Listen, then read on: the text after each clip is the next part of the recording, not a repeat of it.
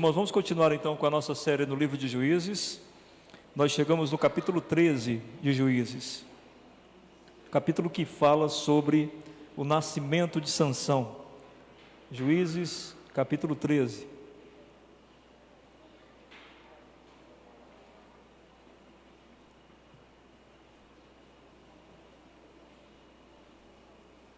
O texto é bastante longo, nós vamos ler um trecho e vamos depois ler todo o texto durante a pregação, tá certo, meus irmãos?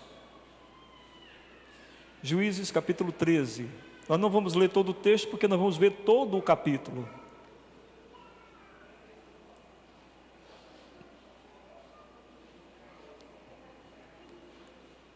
Juízes capítulo 13, então diz assim a palavra do Senhor: Tendo os filhos de Israel tornado a fazer o que era mal perante o Senhor, este os entregou nas mãos dos filisteus por 40 anos. Havia um homem de Zorá, da linhagem de Dan, chamado Manoá, cuja mulher era estéril e não tinha filhos. Apareceu o anjo do Senhor a esta mulher e lhe disse: Eis que és estéril e nunca tiveste filho, porém conceberás e darás à luz um filho. Agora, pois, guarda-te, não bebas vinho ou bebida forte, nem comas coisa imunda, porque eis que tu conceberás e darás à luz um filho, sobre cuja cabeça não passará navalha, porquanto o menino será nazireu, consagrado a Deus, desde o ventre de sua mãe. E ele começará a livrar a Israel do poder dos filisteus. Então a mulher foi a seu marido e lhe disse: Um homem de Deus veio a mim, sua aparência era semelhante à de um anjo de Deus, tremenda. Não lhe perguntei de onde era, nem ele me disse o seu nome. Porém me disse: Eis que tu conceberás e darás à luz um filho. Agora, pois, não bebas vinho, nem bebida forte, nem comas coisa imunda, porque o menino será nazireu, consagrado a Deus, desde o ventre materno até o dia de sua morte. Amém? Vamos orar, vamos ler só até aqui e a gente lê o texto no decorrer da mensagem. Oremos, meus irmãos. Deus bendito, nós queremos nesta noite te pedir que através de tua palavra nós possamos compreender teu chamado para as nossas vidas, teus planos para as nossas vidas, o que o Senhor deseja de nós, o que o Senhor quer do teu povo, o que o Senhor quer dos teus escolhidos, dos teus eleitos pela tua graça. Ó Deus amado e bendito, ajuda-nos para que, na medida em que tua palavra for sendo explicada nesta noite, todos que estão aqui hoje possam ter uma compreensão maior do que significa estar incluído em teus planos. Derrama sobre nós tua graça, teu amor e tua misericórdia. Nós precisamos, ó Deus, da tua compaixão para que nós possamos assim, por tua graça, compreender a tua palavra. Ajuda-nos no poder do teu Espírito. Amém. O tema da nossa mensagem de hoje é quando Deus nos inclui em seus planos. O texto começa dizendo uma coisa que nós já estamos acostumados desde que nós começamos a ler o livro de Juízes, né? Cada livro da Bíblia, ele tem assim um ponto central, uma ideia central em todo o livro. E a ideia central do livro de Juízes é sempre a ideia de que o povo está constantemente se afastando de Deus e tendo que ter uma liderança renovada. Os irmãos já perceberam isso? Quase toda quarta-feira nós falamos a mesma coisa, e quase todos os textos, quando vão reiniciam do mesmo jeito. Se não, observe mais uma vez o que é que diz aí. Os israelitas voltaram a fazer o que o Senhor reprova, e por isso o Senhor os entregou nas mãos dos filisteus durante 40 anos. Ou seja, mais uma vez o povo se afastou de Deus, mais uma vez o povo estava fazendo tudo ao contrário do que Deus queria, e mais uma vez Deus, assim, como resultado daquilo que o povo estava fazendo, entrega o povo aos seus inimigos, e dessa vez o povo fica à mercê de seus inimigos por 40 anos. Nós vimos em textos anteriores que o povo ficou 8 anos nas mãos dos inimigos, 20 anos, agora é um período bem extenso, 40 anos. E aí o texto prossegue dizendo que certo dia o anjo do Senhor apareceu a uma mulher. Essa mulher, ela era a esposa de Manoá, que era um homem da tribo de Dan. E o anjo diz o seguinte para ela: você é estéril, não tem filhos, mas engravidará e dará à luz um filho. Todavia tenha cuidado, não beba vinho nem outra bebida fermentada, e não coma nada impuro. Não se passará navalha na cabeça do filho que você vai ter, ou seja, ele não cortará o cabelo, porque o menino será nazireu, consagrado a Deus desde o nascimento. Ele iniciará a libertação de Israel das mãos dos filisteus. Então, vamos por partes para a gente começar a compreender o que está acontecendo aqui.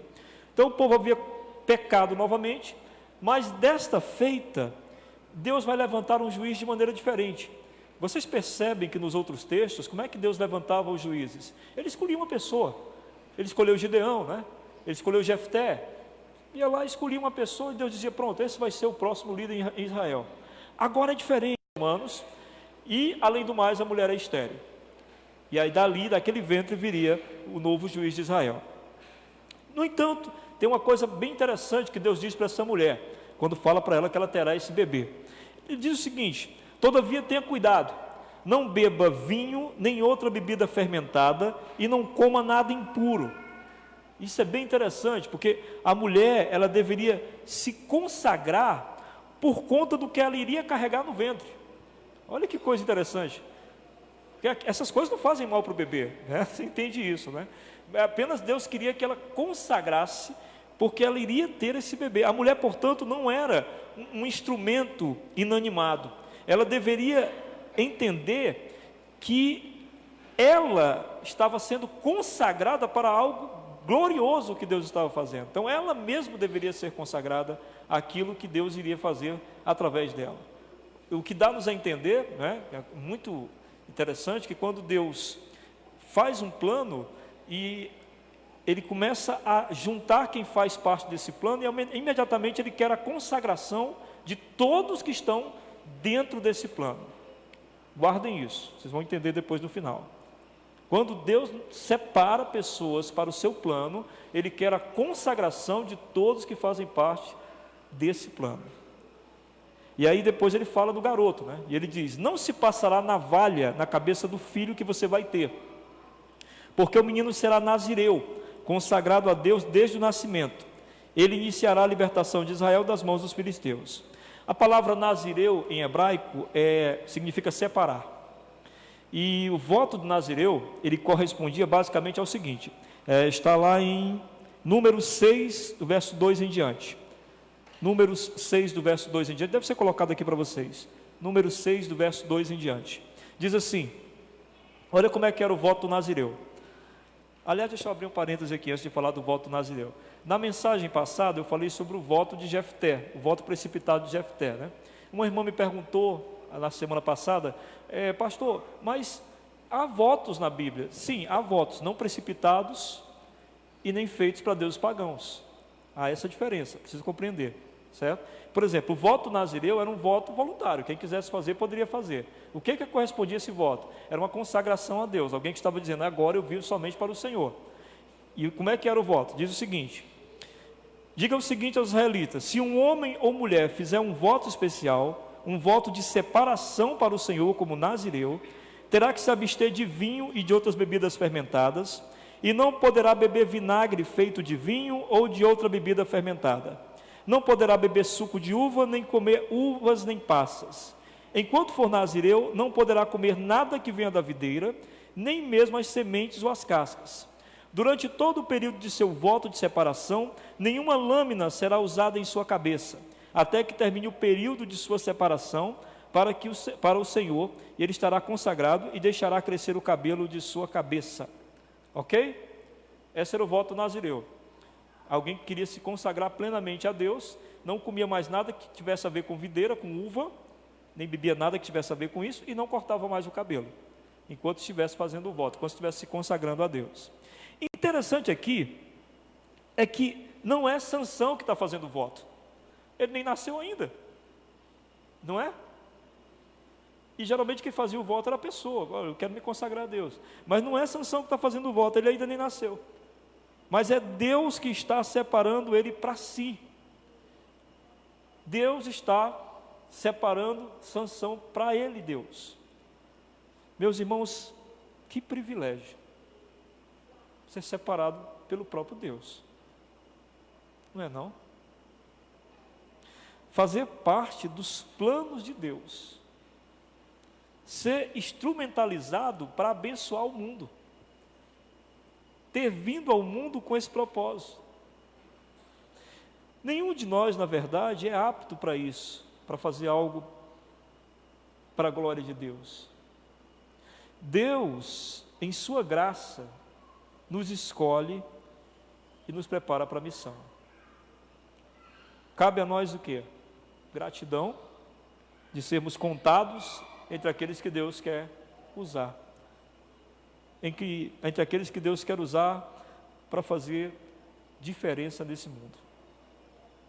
Veja só o que diz Paulo sobre isso em Filipenses capítulo 1, dos versos 3 em diante. Filipenses capítulo 1, dos versos 3 em diante, diz assim: agradeço a meu Deus toda vez que me lembro de vocês. Ele está falando da igreja em Filipe, dos irmãos da igreja em Filipe.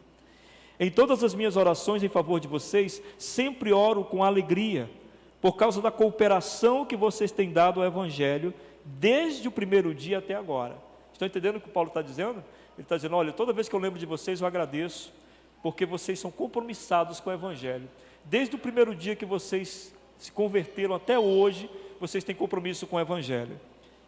Só que ele continua dizendo o seguinte: estou convencido de que aquele que começou boa obra em vocês, vai completá-la até o dia de Cristo Jesus. Amém? O que Paulo está dizendo? Eu estou convencido de que aquele que separou vocês para essa obra desde aquele primeiro dia, e tem feito vocês servirem a Ele, o fará servi-lo até o último dia.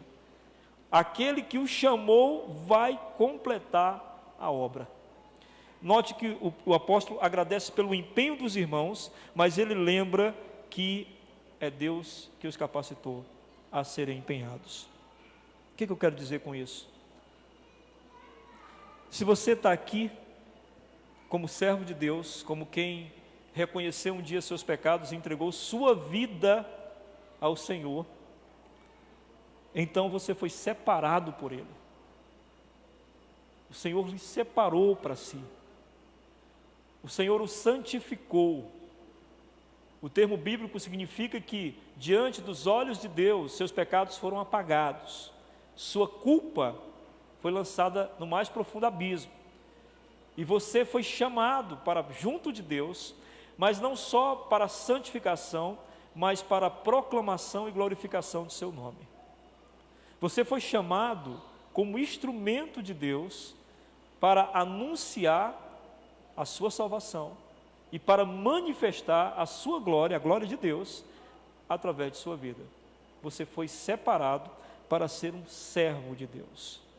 E todas as vezes que eu estudo a palavra servo, que Paulo tanto fala, na abertura de suas cartas, ele diz, Paulo, servo do nosso Senhor Jesus Cristo.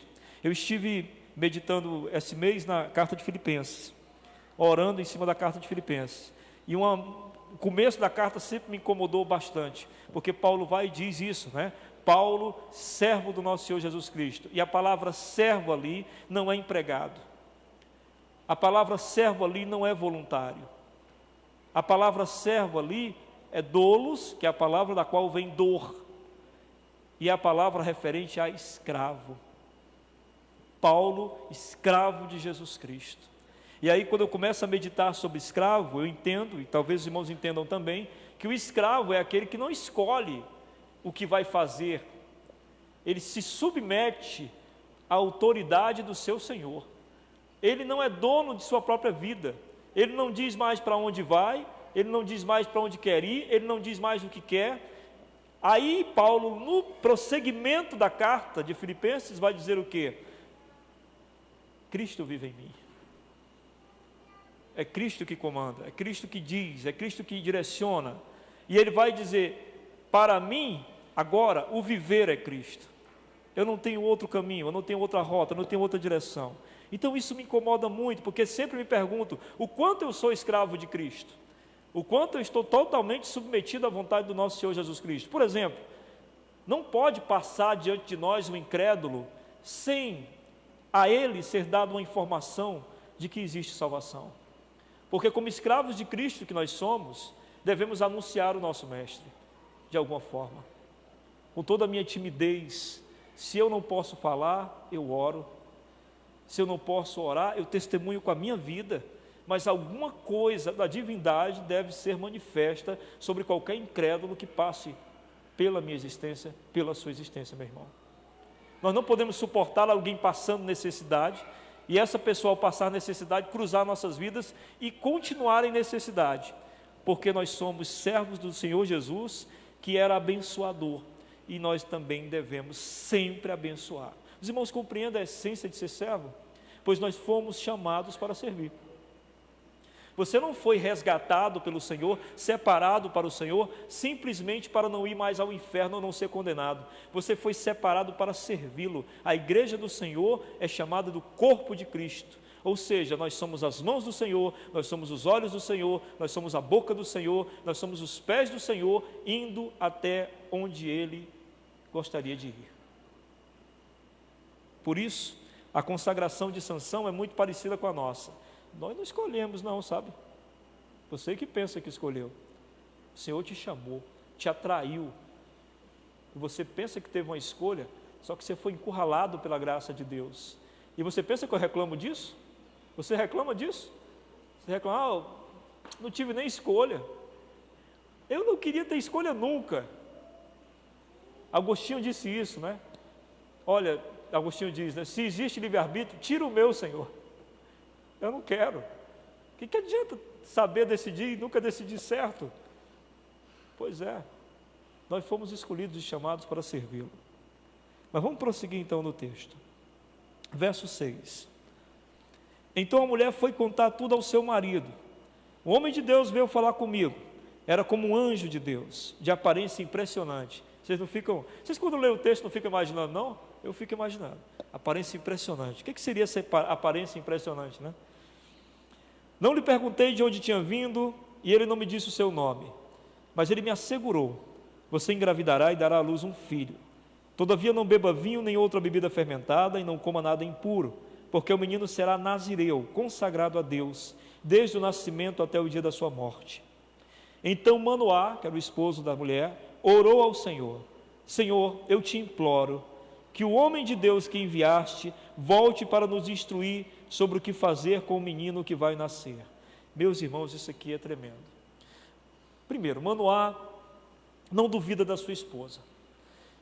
Ele quer comprometer-se com a missão que foi dada a ela. Por isso, ele pede ao Senhor: Senhor, manda esse homem de novo, para ele deixar bem claro como é que a gente tem que criar essa criança. Isso é muito bonito, porque esse marido acredita nessa mulher, mas não só confia e acredita, ele quer participar daquilo o qual ela iria ter uma responsabilidade. Ele quer ser participante disso. Isso é um exemplo muito forte de masculinidade, de ser homem, como a Bíblia quer que nós sejamos homens. O homem, de verdade, ele confia em sua esposa, ele acredita nela, e nessa parceria assumida, ele quer para si a missão e responsabilidade que recair sobre ela. Homem que é homem, cria os filhos junto com sua esposa. Homem que é homem, acorda no meio da noite também para pegar o bebê. Homem que é homem, não deixa que a mulher seja a única a dar bronca aos filhos na casa. Homem que é homem, assume a responsabilidade que recaiu sobre a esposa, como dele também, porque a Bíblia diz que ao se tornarem marido e mulher, os dois tornam-se uma só carne. Por isso é tão bonito o exemplo de Manoá. Ao orar e pedir a Deus: por favor, mande de novo esse homem, eu quero compreender como nós devemos criar essa criança. Deus, quando escolhe alguém para uma missão, Ele conhece bem os corações que Ele irá envolver nessa missão. Você pode ver, por exemplo, José e Maria, né? José era um homem espetacular. Ele, quando desconfia que Maria está grávida, ele foge para que não tenha que acusá-la, porque se ele a acusasse, ela seria apedrejada até a morte. Então ele, por amá-la, foge. Ou seja, Deus escolheu um homem que realmente amava uma mulher. Não era um desejo simplesmente sensual ou carnal. Ele tinha amor por aquela mulher e queria que mesmo com a possibilidade dela tê-lo traído, ela permanecesse viva. por isso ele foge. Então Deus sempre, quando vai chamar para alguma coisa, Ele coloca nesse processo corações que se assemelham àquele propósito que Ele está chamando. E aí é que entra uma lição preciosa para nós aqui também sobre Manoá, uma lição sobre casamento. Por que Deus diz, não se junte com o jugo desigual? Diz lá o apóstolo Paulo, né, em Coríntios, quando fala em casamento. Ora, é muito simples, né? Nós fomos chamados com uma missão. O Senhor nos separou com uma missão. Como eu posso me casar com uma pessoa que não quer abraçar essa missão? Está na cara que eu vou ser prejudicado por isso.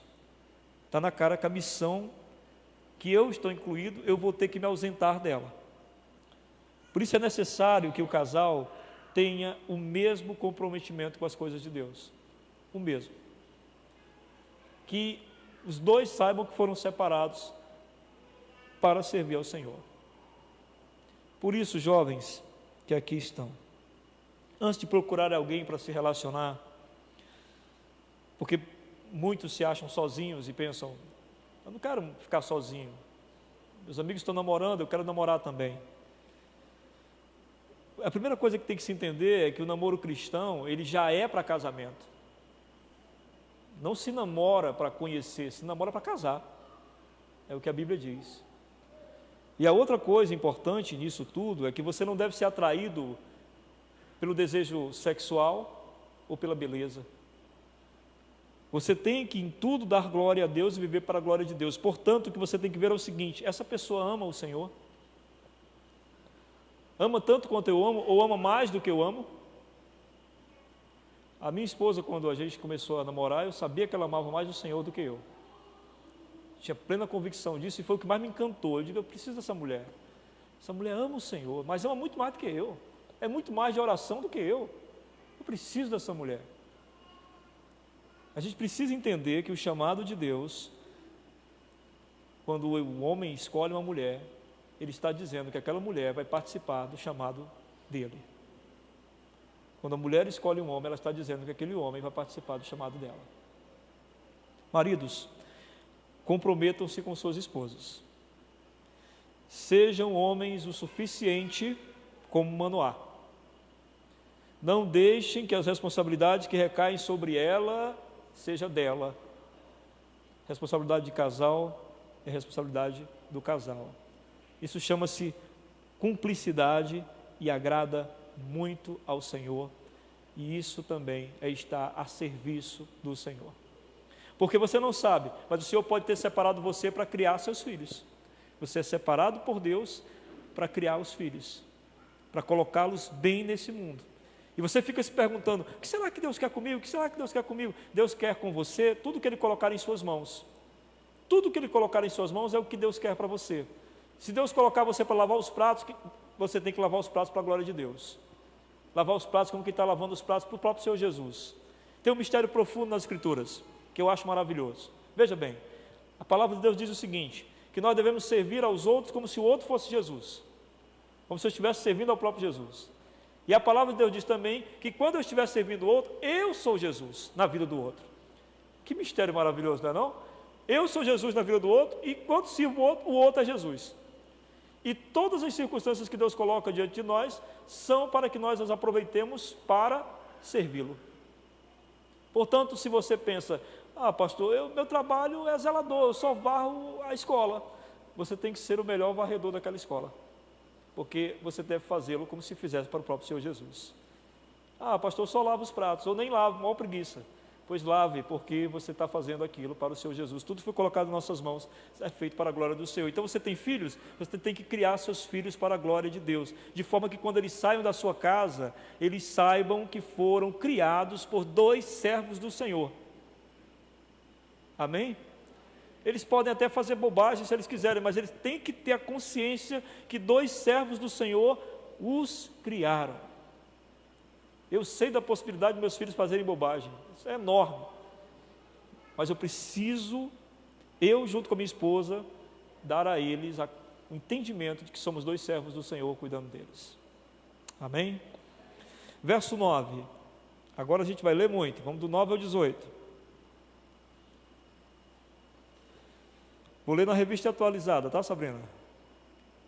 Deus ouviu a voz de Manoá, e o anjo de Deus veio outra vez à mulher, quando esta se achava sentada no campo.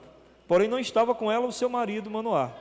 Apressou-se, pois, a mulher, e correndo, noticiou a seu marido e lhe disse: eis que me apareceu aquele homem que viera a mim no outro dia. Então se levantou Manoá e seguiu a sua mulher. E tendo chegado ao homem, lhe disse: és tu o que falaste a esta mulher? Ele respondeu: eu sou. Então disse Manoá: quando se cumprirem as tuas palavras, qual será o modo de viver do menino e o seu serviço? Perceberam aí que maravilha? Manoá comprometido com a coisa, né? Respondeu-lhe o anjo do Senhor: guarde-se a mulher de tudo quanto eu lhe disse. De tudo quanto procede da videira não comerá, nem vinho nem bebida forte beberá, nem coisa imunda comerá, tudo quanto lhe tenho ordenado guardará. Então Manoá disse ao anjo do Senhor: permite-nos deter-te e te prepararmos um cabrito. Porém o anjo do Senhor disse a Manoá: ainda que me detenhas, não comerei do teu pão, e se preparares holocausto ao Senhor, o oferecerás. Porque não sabia Manoá que era o anjo do Senhor. Perguntou Manoá ao anjo do Senhor: qual é o teu nome, para que quando se cumprir a tua palavra, te honremos? Respondeu-lhe o anjo do Senhor e lhe disse: por que perguntas assim pelo meu nome, que é maravilhoso? Amém? Como é de praxe, né, no costume israelita, Manoá oferece uma refeição ao visitante, mas este diz que não irá comer. Porém, Manoá poderia trazer a comida para ser oferecida em holocausto ao Senhor. E aqui está a primeira evidência de que o mensageiro não é um ser humano comum. Um ser humano comum comeria. As caminhadas no deserto eram enormes, imensas e cansativas. Mas ele pede para trazer a comida e diz: não, mas traga para a gente ofertar ao Senhor. Então já demonstra que é uma pessoa estranha aqui. A segunda evidência está na socialização mais comum que existe, né? Quando a gente conhece alguém, o que a gente pergunta? Qual é o teu nome? Isso é muito comum, né? Só que assim, na cultura israelita, o nome sempre indicava muito do indivíduo. Porque assim, quando se dá um nome a uma criança, lá na cultura israelita, era sempre direcionada a algum momento da história, tinha alguma coisa a ver com a família, tinha alguma coisa a ver com o pai, tinha alguma coisa a ver com como essa criança nasceu. Por exemplo, Jacó, né, o usurpador, porque nasceu agarrado no tornozelo do irmão. Então sempre tinha um nome por alguma coisa. Então ele pergunta o nome para saber se consegue captar alguma coisa de quem é essa pessoa tão estranha. Mas o homem misterioso diz que seu nome está além do entendimento de Manoá. Ele diz assim: por que você quer saber meu nome? Meu nome é maravilhoso. Meu nome é maravilhoso, meu nome é de deixar você maravilhado, meu nome é de deixar você encantado. Aí, há algo impressionante acontecendo ali. Uma revelação da qual esse casal humilde jamais imaginou ser digno de participar. E é porque Deus, assim, Ele tem muito prazer de dar graça aos humildes e de se manifestar aos pequeninos. É impressionante. Quando nosso Senhor Jesus Cristo nasceu, a quem os anjos anunciaram? A uns simples pastores que estavam no campo. Deus tem muito prazer em se manifestar aos pequeninos. Em Mateus 11, 25, Jesus celebrou isso, né? Ele disse naquela ocasião: eu te louvo, Pai, Senhor dos céus e da terra, porque escondeste estas coisas dos sábios e cultos e as revelaste aos pequeninos. Em 1 Pedro capítulo 5, no verso 5, Pedro diz assim: Deus resiste aos soberbos, mas dá graça aos humildes. Meus irmãos, anjo do Senhor é um termo para uma manifestação do próprio Deus. Era o próprio Senhor Jesus que estava ali. Que coisa gloriosa, né? Toda vez que você vê anjo do Senhor com letra maiúscula, esse anjo do Senhor é uma manifestação do próprio Jesus. É o mesmo anjo do Senhor que esteve lá na fornalha de fogo com Cedraque, Mesaque e Abednego, lembram? Que o rei Nabucodonosor deu uma olhada e disse: tem um homem de branco lá andando e tem as vestes resplandecentes e parece um rei. Era o Senhor Jesus. Em Isaías capítulo 6, Isaías vê o Senhor sentado no alto e sublime trono. A maioria dos teólogos dizem: era o Senhor Jesus. E aqui, mais uma vez, era o Senhor Jesus, na visão gloriosa de um casal humilde. Se queremos mais de Deus e sermos incluídos em seus planos de abençoar o mundo, nós precisamos cada dia mais reconhecer nossa condição de pequeninos. Não é reduzirmos a nossa condição. A gente acha assim, eu tenho que me humilhar mais diante do Senhor. Não, você tem que reconhecer quem você é. Reconhecendo a sua pequenez, reconhecendo a sua fragilidade, reconhecendo que você é pó, reconhecendo que nós somos temporais, reconhecendo suas fraquezas. Ao reconhecer isto, você já faz uma coisa gloriosa, que é permitir que o Senhor possa se aproximar poderosamente de você e se manifestar gloriosamente. Estava conversando com o Assis ali fora, a gente falando dos pregadores antigos, né? Que alguns eram tão tímidos, mais tímidos do que eu, que nem olhavam para as pessoas, eles só liam a pregação. E as pessoas, enquanto ouviam, choravam, tremiam, seguravam nos bancos da igreja com medo de que o chão se abrisse e o inferno fosse ali. Por que isso? Porque essas pessoas reconheciam quem elas eram. Nós vivemos dias difíceis, onde as pessoas acham que podem estar olho no olho com o Senhor, quando na verdade a Bíblia diz tantas vezes que todos aqueles que viram a glória do Senhor, ouviram a sua palavra, imediatamente se prostraram. Veja o que acontece então, quando eles percebem quem é o anjo do Senhor. Verso 19: Tomou, pois, Manoá um cabrito e uma oferta de manjares, e os apresentou sobre uma rocha ao Senhor. Note que aqui o autor já diz: e o anjo do Senhor se ouve maravilhosamente. Manoá e sua mulher estavam observando. Sucedeu que, subindo para o céu a chama que saiu do altar, o anjo do Senhor subiu nela.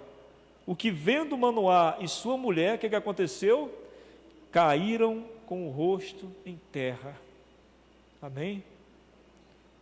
Aquilo que eu sempre brinco com vocês: quando o Senhor Jesus voltar, ninguém vai sair correndo para abraçá-lo, não. A gente vai cair no chão diante de tamanha glória. Nunca mais apareceu o anjo do Senhor a Manoá nem a sua mulher. Então Manoá ficou sabendo que era o anjo do Senhor. Disse Manoá à sua mulher: certamente morreremos, porque vimos a Deus. Eles viram Jesus. Porém sua mulher lhe disse: se o Senhor nos quisera matar, não aceitaria de nossas mãos o holocausto e a oferta de manjares, nem nos teria mostrado tudo isso, nem nos teria revelado tais coisas. Então finalmente é descortinado diante dos olhos deles o estranho mensageiro. Como eu falei para os irmãos, a expressão anjo do Senhor significa que ali estava a manifestação do próprio Deus, do próprio Cristo materializado. Imediatamente segue-se o pavor, né? Pavor de quem costuma ver a glória de Deus manifestada em Jesus. O pecador se desespera diante da santidade de Deus.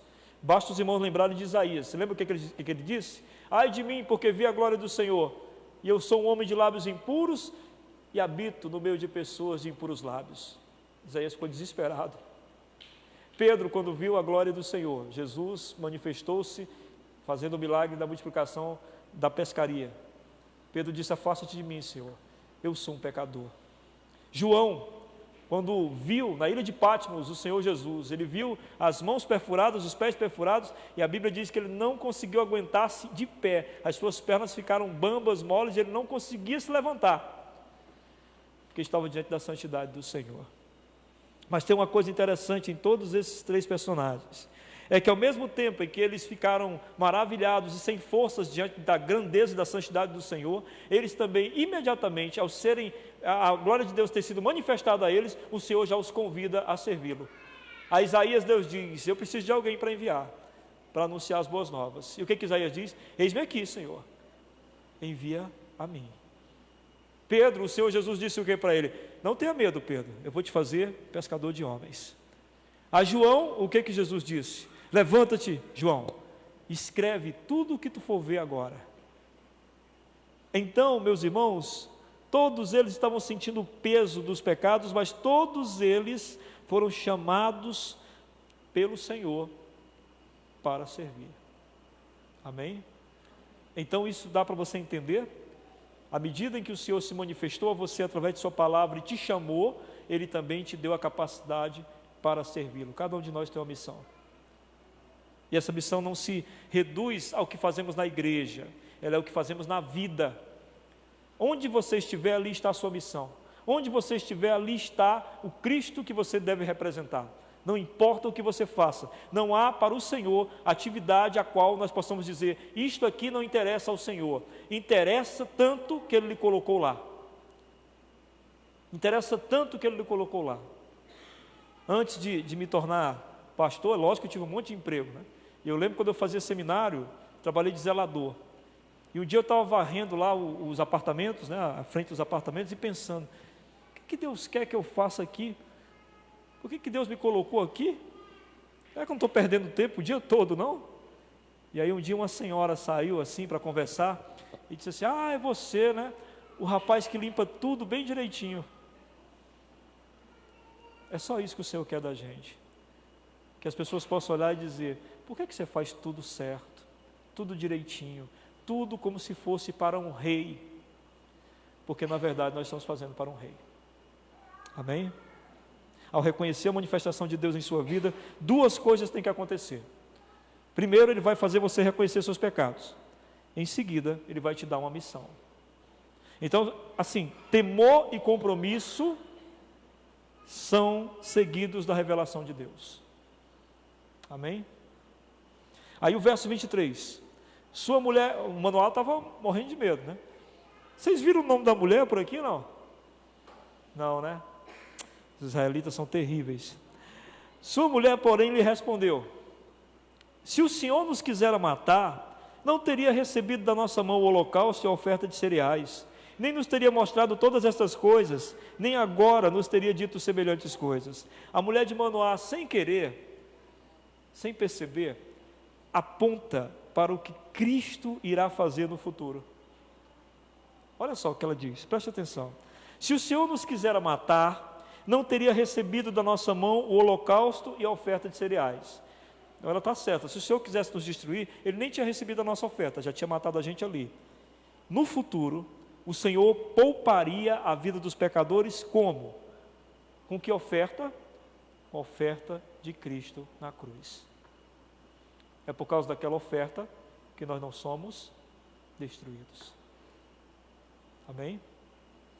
Segunda coisa, ela diz, nem nos teria mostrado todas estas coisas, ou seja, não nos teria mostrado os seus planos. No futuro, o Senhor revelaria os planos de salvação para quem? Para nós, o seu povo. Nós conhecemos os planos de salvação. Terceira coisa, ela diz, nem agora nos teria dito semelhantes coisas, ou seja, não nos teria incluído nisso. O que o Senhor Jesus faz? Nos inclui nisso. O que Ele diz?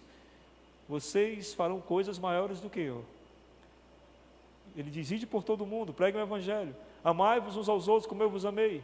E por aí vai as expressões de Jesus para nos incluir nos seus planos. Portanto, meus irmãos, o que nós vemos concluindo, no verso 24, depois deu a mulher à luz um filho, lhe chamou Sansão. O menino cresceu, o Senhor o abençoou, e o Espírito do Senhor passou a incitá-lo em Manendã, entre Zorá e Estaol. Então, nas próximas quartas, nós vemos a vida de Sansão. Mas, alguns pontos que devem ficar no coração dos irmãos sobre o que nós vimos nesse capítulo 13. Primeiro, você foi separado por Deus, e para Deus, você tem uma missão. O que é a sua missão?